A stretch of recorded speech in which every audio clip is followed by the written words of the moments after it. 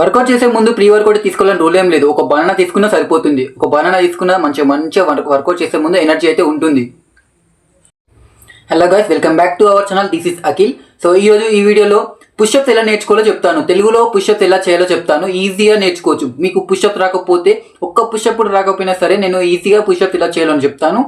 ఈజీగా అయితే నేర్చుకోవచ్చు. సింపుల్ ఒక 5 స్టెప్స్తో పుషప్స్ ఎలా చేయాలో చెప్తాను.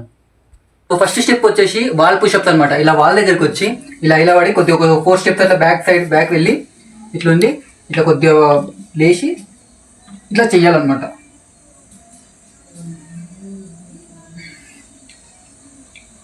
ఇలా చేస్తే మన హ్యాండ్స్లో స్ట్రెంత్ అయితే బిల్డ్ అవుతుంది. స్ట్రెంత్ బిల్డ్ అయితే మనకు పుషప్ చేయడానికి చాలా ఈజీగా ఉంటుంది.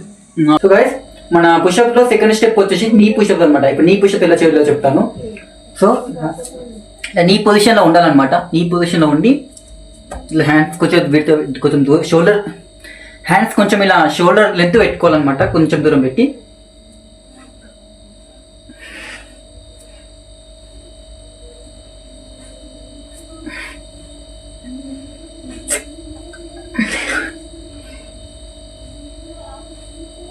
సో ఇలా చేయాలి. ఇలా చేస్తే మనకు పుషప్ చేయడానికి స్ట్రెంత్ అనేది బిల్డ్ అవుతుంది. సో పుషప్ చేయడానికి ఈజీగా ఉంటుంది. ఇలా డైలీ ప్రాక్టీస్ చేస్తే మంచిగా పుషప్ అయితే చేయడానికి ఈజీగా ఉంటుంది. సో పుషప్లో థర్డ్ స్టెప్ వచ్చేసి ఇంక్లైన్ పుషప్స్ అనమాట. ఇలా ఒక చైర్ సపోర్ట్ తీసుకొని మనం ఫస్ట్ ఇంక్లైన్ పుషప్స్ అయితే చేయాలి. సో చూపిస్తాను.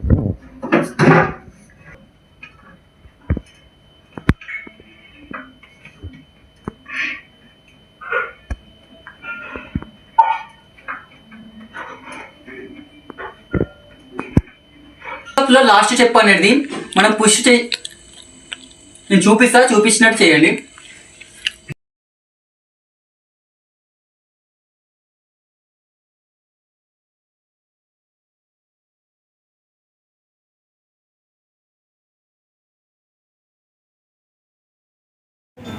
సో ఇవన్నీ కరెక్ట్ చేస్తే ఫైనల్ అవుట్పుట్ మనకైతే ప్రాపర్గా పుషప్ ఇలా అయితే చేయడానికైతే వస్తుంది. సో ఇలాంటి మరిన్ని వీడియోస్ కోసం అయితే మన ఛానల్ని అయితే సబ్స్క్రైబ్ చేసుకొని పెట్టుకోండి.